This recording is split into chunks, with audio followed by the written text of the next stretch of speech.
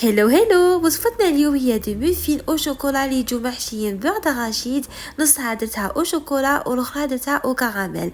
نسحقو هنايا زوج حبيبات بيض، عندي اون بانسي دو سيل، زدت لها تاني كاس معمر تاع سكر او ميلونج، تبغي بالباتر ولا بالفوي كيما انا. زدت لها تاني كاس الا ربع تاع الزيت، نعاودو تاني نخلطو، نضيفو لها كاس وربع تاع الحليب يكون دافي، نزيدو نخلطو كيما راكم تشوفوا.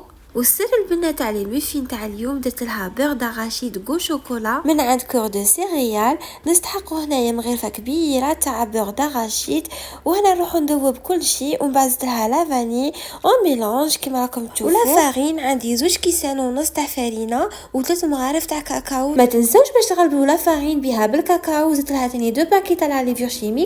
هاد الوصفه سهله وبنينه وما تستحقيش كاع تشريها من برا. نديرو العجينه تاعنا في لي كيسات كيما راكم تشوفوا. نروح نجيب موسلي من عند كور دو سيريال يعطاني وجه بزاف الشباب من الفوق. هاد الموسلي فيه بزاف تاع ليكو، انا اختاريت بالكو شوكولا. نزيدهم من الفوق كيما راكم تشوفوا، من بعد نخلوهم في الفرن على 160 درجه. كيما راكم تشوفوا راهم طابونا لي ميفين تاوعي. هاد الوصفه سهله مهله وتستحقوها حتى في الكوتي لوليداتكم. نروح نحشيهم بالبيغ داراشيد بالكو كراميل، من بعد زدت لهم كو شوكولا. ان شاء الله شهيتكم في الجنة. ما نقولكم على بروشين.